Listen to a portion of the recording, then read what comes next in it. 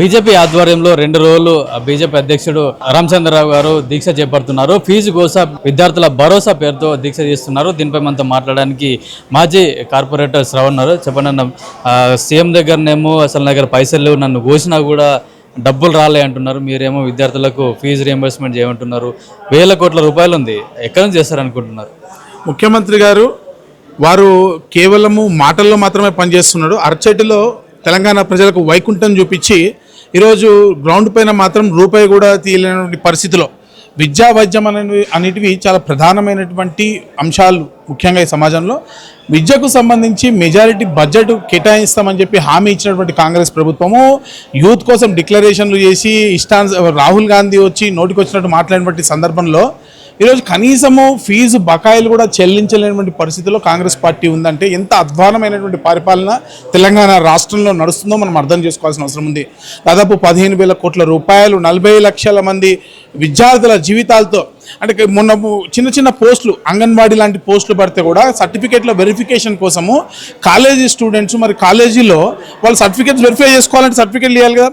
సర్టిఫికేట్స్లో ఏమో కాలేజెస్లో ఉన్నాయి, మరి వీళ్ళకేమో ఫీజు రియంబర్స్మెంట్ లేక యాజమాన్యాలు వాళ్ళ సర్టిఫికేట్స్ వాళ్ళకి రిటర్న్ ఇవ్వకపోవడం వల్ల వాళ్ళు అటు ఇంటర్వ్యూలకు అటెండ్ కాలేక ఇటు పూర్తి స్థాయిలో వీళ్ళ ఫీజు రియంబర్స్మెంట్ వచ్చి పూర్తిగా వీళ్ళకి క్లియర్ కాక కాలేజ్లో పూర్తిగా విద్యార్థులు సతమతమై మానసికంగా వేదన చెందుతున్నటువంటి పరిస్థితుల్లో ఈరోజు కాంగ్రెస్ పార్టీ ప్రభుత్వాన్ని మేము ఒకటే డిమాండ్ చేస్తున్నాము.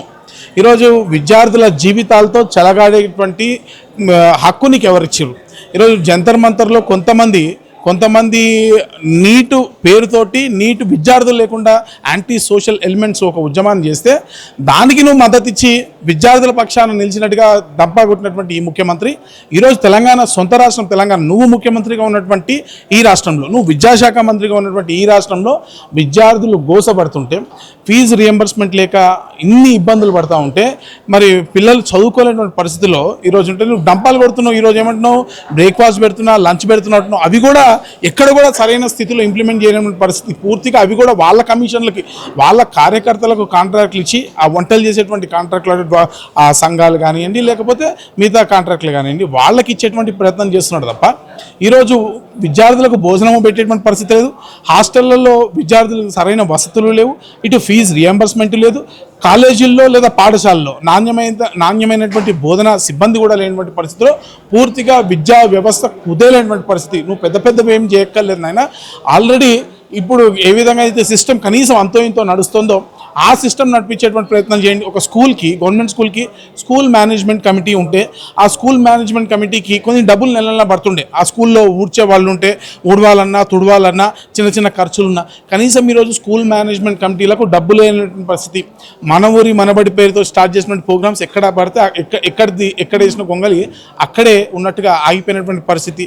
ఈరోజు విద్యార్థుల కోసం బోధనా సిబ్బంది నియామకం లేదు, వాళ్ళకి ఇచ్చేటువంటి ఆహారంలో నాణ్యత లేదు. ఈరోజు అనేకమైనటువంటి ప్రభుత్వ పాఠశాలలు మూతపడిపోతున్నటువంటి పరిస్థితి మనం చూస్తున్నాం. ఈరోజు పేరెంట్స్ కూడా ఈరోజు గవర్నమెంట్ స్కూల్లో పిల్లల్ని చేర్పించాలని ఎందుకు అనుకుంటారు? ఎందుకు ముందుకు వస్తారు? మీరు ఒకసారి ఆలోచించండి. మీరు నాణ్యమైన విద్య ఇవ్వనప్పుడు, నాణ్యమైనటువంటి బోధనా సిబ్బంది లేనప్పుడు అక్కడ ప్లే గ్రౌండ్స్ కానీ కనీసం స్కావెంజర్స్ అంటే టాయిలెట్స్ క్లీన్ చేసేవాళ్ళు కానీ అక్కడికి క్లాస్ రూమ్స్ క్లీన్ చేసేవాళ్ళు స్కావెంజర్స్ కూడా డబ్బులు ఇవ్వలేనటువంటి పరిస్థితిలో ఈరోజు తెలంగాణ రాష్ట్ర ప్రభుత్వం ఉంటే ఏ తల్లిదండ్రులు మాత్రం ప్రభుత్వ పాఠశాలలో పిల్లలని చేర్పించాలనుకుంటారు? మీరు ఒకసారి ఆలోచన చేయాలి. గత ప్రభుత్వం వాళ్ళు చేసిన అప్పులు కట్టడానికే మా దగ్గర డబ్బులు లేవు, ఇప్పుడు ఇడికెళ్ళి ఇవన్నీ ఎట్లా తీసుకురావాలని చెప్పేసి కూడా సీఎం మాట్లాడుతూ ఇదే చెప్పినావు. నువ్వు ఎలక్షన్లో పోటీ చేసిన ముందు ఈ ప్రతి నియోజకవర్గానికి వెళ్ళినటువంటి ముఖ్యమంత్రి ప్రతి నియోజకవర్గంలో స్థానికంగా ఎమ్మెల్యే పేరు తీసుకొని తొడగొట్టి నీ అంతు చూస్తా అన్నాడు. ప్రతి కేటీఆర్ని అంతు చూస్తున్నాడు, కవితమ్మని అంతు చూస్తున్నాడు, కేసీఆర్ని అంతు చూస్తామన్నాడు. అసలు ఎట్లా బాగు చేయాలో నాకు తెలుసు అన్నాడు. అసలు ఆర్థిక వ్యవస్థ మీరు అంతా అప్పులు చేశారు, అప్పులు లేకుండా తెలంగాణ రాష్ట్రాన్ని ఏ విధంగా నడపాలి, ఏ విధంగా బాగు చేయాలి, చర్చకు మేము సిద్ధం అన్నాడా లేదా? ఆయన నోడుతూ అన్నాడు. చర్చకు సిద్ధమని చెప్పినటువంటి ముఖ్యమంత్రి ఈరోజు చర్చకు ఎందుకు దూరం పోతున్నావు? నువ్వు ప్రతిపక్షంలో ఆ రోజు ఉన్నటువంటి ముఖ్యమంత్రిని చర్చకు సిద్ధం, ఏ విధంగా రాష్ట్ర ఆర్థిక పరిస్థితిని బాగు చేయాలని చెప్పినటువంటి ఈ ముఖ్యమంత్రి ఈరోజు నువ్వు ముఖ్యమంత్రిగా ఉన్నప్పుడు చర్చించాలంటే ఎందుకు పారిపోతున్నాడు? అంటే ఓట్ల రాజకీయం అధికారంలోకి రావడానికి అధికారంలో వచ్చే వరకు ఎన్ని మాటలు నేను చెప్తాం. అధికారంలో వచ్చిన తర్వాత మా సంచులు ఎన్ని సంచులు మోయగలిగితే అంత బెనిఫిట్ మాకన్న చందాన ఈరోజు ఈ ముఖ్యమంత్రి వ్యవహారం నడుస్తున్నటువంటి పరిస్థితిని మనం చూస్తూ ఉన్నాము.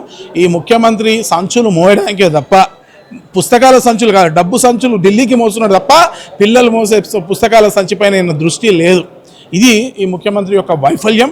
విద్యాశాఖ మంత్రిగా రాజీనామా చేయాలి. అసలు విద్యాశాఖ మంత్రి ఈ రోజు వరకు దాదాపు 3 సంవత్సరాలు గడిచి వస్తున్నా కూడా ఒక ఫుల్ టైం విద్యాశాఖ మంత్రి అంటే ఈయనకు విద్య పట్ల ఏ విధమైనటువంటి చిత్తశుద్ధి ఉందో మీరు ఒక్కసారి అర్థం చేసుకోండి.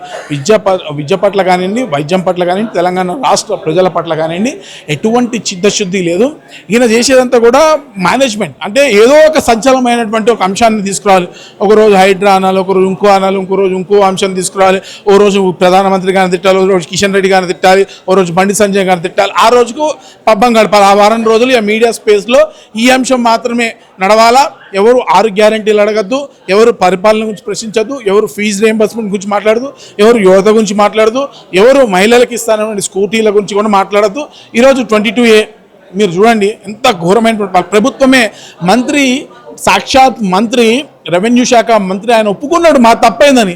మరి ఎవరిపైన ఒక వైట్ పేపర్ రిలీజ్ చేసి ఎక్కడ తప్పు జరిగింది, ఏ అధికారులపైన చర్యలు తీసుకుంటున్నాం, అసలు రూట్ కాజ్, తప్పు జరగడానికి రూట్ కాజ్ ఏంది, ప్రజలు నష్టపోకుండా ఏం చేస్తామనేది ఎక్కడైనా క్లారిటీగా చెప్తున్నారా?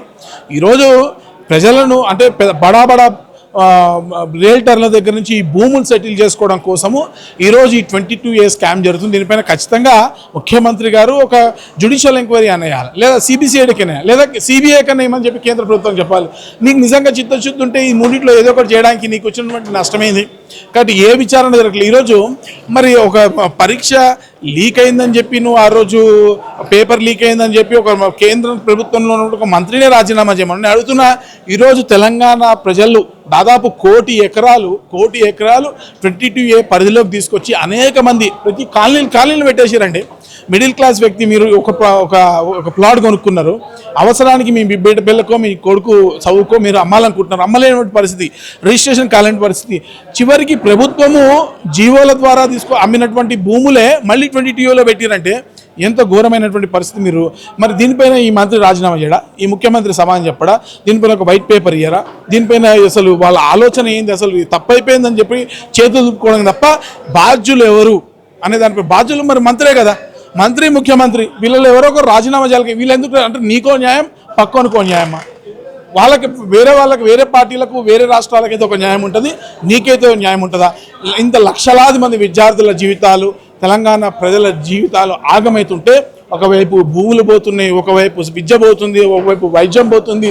తెలంగాణ రాష్ట్రం అతలాకుతలం అయిపోతున్నటువంటి పరిస్థితిలో ఈరోజు తెలంగాణలో పరిపాలన లేనటువంటి పరిస్థితిలో ఏం జరుగుతుందో అర్థం కానిటువంటి పరిస్థితి. ఒక లా అండ్ ఆర్డర్ లేదండి, ఒక లా అండ్ ఆర్డర్ లేదు, ఒక డెవలప్మెంట్ లేదు.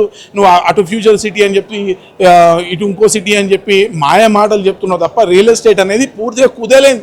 గత 3 సంవత్సరాలుగా తెలంగాణ రాష్ట్రంలో రియల్ ఎస్టేట్ పూర్తిగా కుచించుకుపోయింది. లక్షలాది ఫ్లాట్లు అక్కడ అమ్మకానికి పెట్టాడు కూర్చున్నారు ప్రజలు. అక్కడ ఉద్యోగస్తులు సగం అంటే దాదాపు ఎంతో అంటే ఒక 4-5 crores పెట్టి వెచ్చించి తీసుకున్నటువంటి ఫ్లాట్స్ని కూడా ఈరోజు హైటెక్ సిటీ ప్రాంతంలో 3 కోట్లకి 2.5 కోట్లకి అమ్మేసుకునే పరిస్థితిలో ప్రజలు వచ్చారంటే ఎంత ఘోరమైనటువంటి పరిస్థితి తెలంగాణ రాష్ట్రంలో మీరు ఉందో ఆలోచించండి. మరోవైపు అటు అసలు విద్య అంటున్నాడు కదా, ఈయన తెలివితేటలు ఎట్లుంటే ఆలోచిస్తాం. State board of technical education and training, polytechnic అంటే పట్టు. నేను కూడా ఒక పాలిటెక్నిక్ విద్యార్థిని, డిప్లొమా మెకానికల్ ఇంజనీరింగ్. ఓకేనా? పాలిటెక్నిక్ యొక్క స్టూడెంట్ యొక్క నైపుణ్యము చాలా ఇంపార్టెంట్. ఇండస్ట్రీలో చాలా స్మాల్ స్కేల్ ఇండస్ట్రీస్ కానివ్వండి, MSMEలకు కానివ్వండి, చాలా ఇంపార్టెంట్ అయినటువంటి ఈ పాలిటెక్నిక్ సెక్టర్ ఐటీఎల్ కానివ్వండి, పాలిటెక్నిక్ కానీ ATL మార్చిండు. కానీ ATL ఎక్కడ మీకు ATA స్టాండర్డ్స్ ATA మార్చామని చెప్పాడు కానీ ATAలో ఫెసిలిటీస్ లేవు. అక్కడ దానికి సంబంధించినటువంటి ట్రైనింగ్ ప్రోగ్రామ్స్ కూడా ప్రాపర్గా అంటే ఈరోజు మార్కెట్ రిక్వైర్మెంట్స్ ఏమున్నాయో ఆ మార్కెట్ రిక్వైర్మెంట్స్కి అనుగుణంగా ATAలో కరికులం లేదు. అదేవిధంగా SBTTని తీసుకొచ్చి స్కిల్ యూనివర్సిటీలో మర్జ్ చేసినాం. నీ అజెండా అయింది, అది ఏం చెప్పాలనుకుంటున్నావు, ఏం చేయాలనుకుంటున్నావు అనేది ఎవరికీ క్లారిటీ లేదు. పూర్తిగా పాలిటెక్నిక్ వ్యవస్థనే కుదేలు చేసిన పరిస్థితి. State board of technical education పూర్తిగా నిర్వీర్యం చేసినటువంటి ఘనత ఈ ముఖ్యమంత్రి గారికి. అంటే చదువురానోడు ముఖ్యమంత్రి అయితే, విద్యామంత్రి అయితే ఏ విధంగా ఉంటుందో ఆ విధంగా ఈరోజు తెలంగాణ రాష్ట్రంలో పరిస్థితి ఉంది.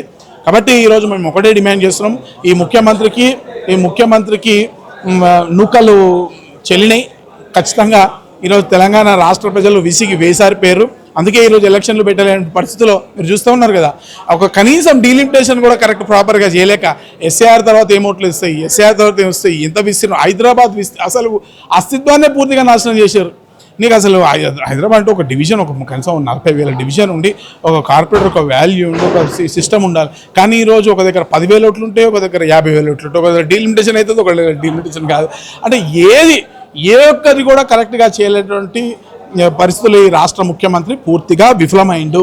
ఈ విఫలమైనటువంటి ముఖ్యమంత్రి తెలంగాణ రాష్ట్రం నుంచి పోతే తప్ప తెలంగాణ రాష్ట్రం బాగుపడదు. విద్యా వ్యవస్థను పూర్తిగా అతలకుతం చేసిన సీఎం రేవంత్ రెడ్డి వెంటనే రాజీనామా చేయాలని కూడా డిమాండ్ చేస్తున్నారు. ఎక్కడో పరీక్ష పేపర్ లీక్ అయితే అక్కడే మద్దతు ఇచ్చిన సీఎం రేవంత్ రెడ్డి ఇక్కడ తెలంగాణలో కూడా విద్యార్థులకు ఇవ్వాల్సిన హామీలు కూడా నెరవేర్చలేని పరిస్థితులు ఉందని చెప్పేసి కూడా బీజేపీ నాయకులు అయితే డిమాండ్ చేస్తూ ఉన్నారు. కెమెరామెన్ మోహిత్తో కిరణ్ కుమార్, పల్లవి టీవీ, బీజేపీ ఆఫీస్, హైదరాబాద్.